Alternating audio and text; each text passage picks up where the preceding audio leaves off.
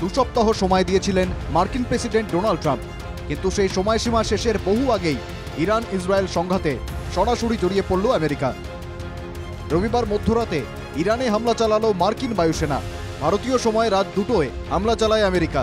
ইরানের 3 পরমাণু কেন্দ্রে বোমা বর্ষণ মার্কিন বায়ুসেনার। ফোর্দো, নাতানজ ও ইস্পাহান পরমাণু কেন্দ্রে হামলা। মার্কিন B-2 বোমারু বিমানের সাহায্যে হামলা। ব্যবহার করা হয়েছে বিশেষ বাংকার বাস্টার বোমা GBU-57।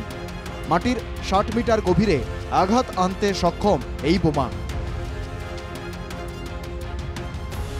মার্কিন হামলা ইরানের পারমাণবিক প্রকল্পগুলিকে পুরোপুরি ধ্বংস করে দিয়েছে বলে দাবি করেছেন ট্রাম্প। এখনই আত্মসমর্পণ না করলে আরও ভয়ানক পরিণতি ভুগতে হবে ইরানকে, হুঁশিয়ারি মার্কিন প্রেসিডেন্টের। This cannot continue. There will be either peace or there will be tragedy for Iran far greater than we have witnessed over the last 8 days. Remember, there are many targets left. স্বভাবতই ইরানে মার্কিন হামলায় বেজায় খুশি Israel. Donald ট্রাম্পকে ধন্যবাদ জানাতে দেরি করেননি ইসরায়েলের প্রধানমন্ত্রী Benjamin Netanyahu. Congratulations, President Trump.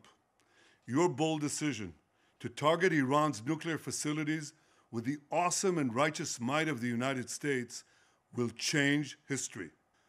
But in tonight's action against Iran's nuclear facilities, America has been truly unsurpassed. তবে তারাও যে হাত গুটিয়ে বসে থাকবে না তা স্পষ্ট করে দিয়েছেন ইরান। আমেরিকা একসঙ্গে রাষ্ট্রসংঘের নীতি, আন্তর্জাতিক আইন ও পারমাণবিক চুক্তির লঙ্ঘন করেছে। আজকের ঘটনায় দীর্ঘস্থায়ী প্রভাব পড়বে। নিজের সার্বভৌমত্ব ও জনতাকে রক্ষা করতে ইরানের কাছে সব রাস্তা খোলা। আচমকা আমেরিকা হামলা করায় ইরানে যে এখন দিশেহারা অবস্থা তাতে সন্দেহ নেই, কিন্তু খামেইনিও যে সহজে হার মানবেন না তাও আন্দাজ করা যাচ্ছে। তবে আমেরিকাও সরাসরি যুদ্ধে জড়িয়ে পড়ায় মধ্যপ্রাচ্যের পরিস্থিতি যে আরও জটিল হলো তা বলাই যায়। Bureau report, NKTV Bangla.